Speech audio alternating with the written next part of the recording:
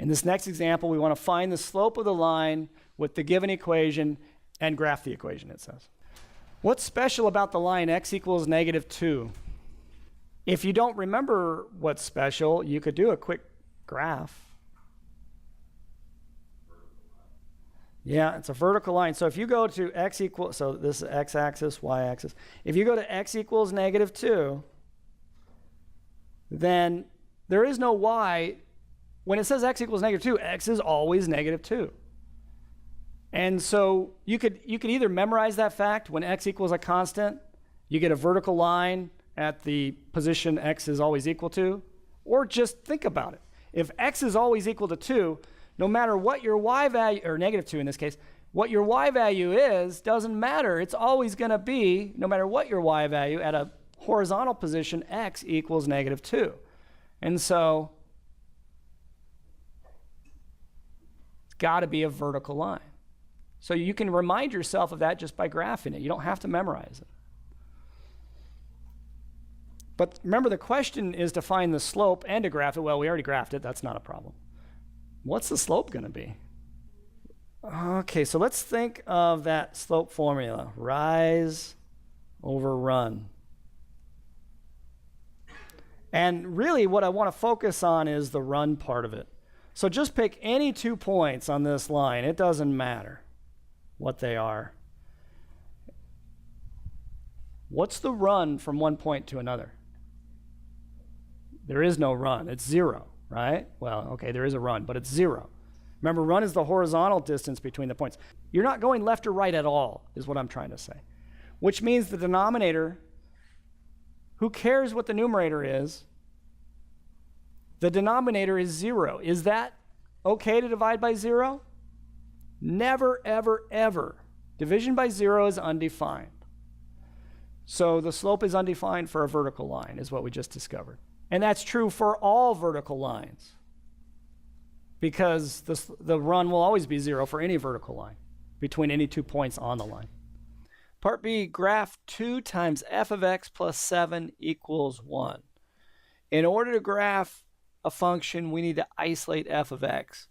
But to put yourself on even more familiar ground, why not replace f of x with y? That's what it's equal to. So let's replace f of x with y and make it 2 times y plus 7 equals 1. And what do you notice about this equation? It will turn out to be linear, but this time x is missing. Well, whether x is missing or y is missing, you're going to want to solve for whatever single variable that's there. So let's solve for y. If it were 2 times x plus 7 equals 1, you would solve for x. And you would do that when one of the variables is missing. So, okay, let's subtract 7 from both sides. If you subtract 7 from both sides, you get 2 times y equals 1 minus 7, -6. Divide both sides by 2, you get y is equal to -3. So y is equal to -3. What does that mean?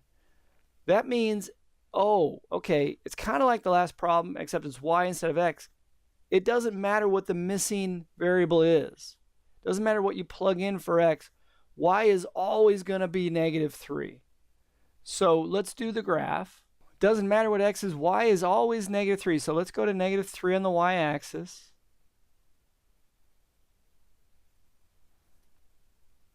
And go to a height of -3. It doesn't matter. You know, x is right here. Doesn't matter. Y is at a height of -3. X is way over here somewhere. Doesn't matter. Y is at a height of -3. X is negative over here somewhere. Y is at the same height. And hopefully you can see that you get a horizontal line. So let's make a horizontal line at a height of -3. What happens if you don't quite make it through your points that you plotted? Just make the points a little bit bigger. Again, only do that if you're close, though. So this is the graph of the equation, y equals -3.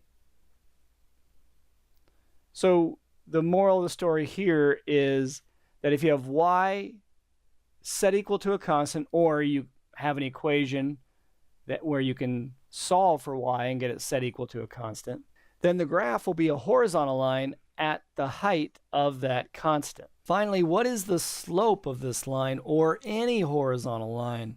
Well, again, let's go back to the very first definition of slope. Rise in ratio to run. From going from one point to another point on the line, doesn't matter which 2 points you take, what is the rise in ratio to the run? That's the slope. Well, hopefully you can see that you don't rise between these 2 points. There is no rise. Well, okay, let's be more precise. The rise is 0. So the rise is 0. We don't know exactly what the run is, but the run is non-zero. So when you divide any number other than 0 into 0, in other words, you have 0 on top of the fraction, you get 0. So the slope is equal to 0. And that's true for any horizontal line, the slope is 0.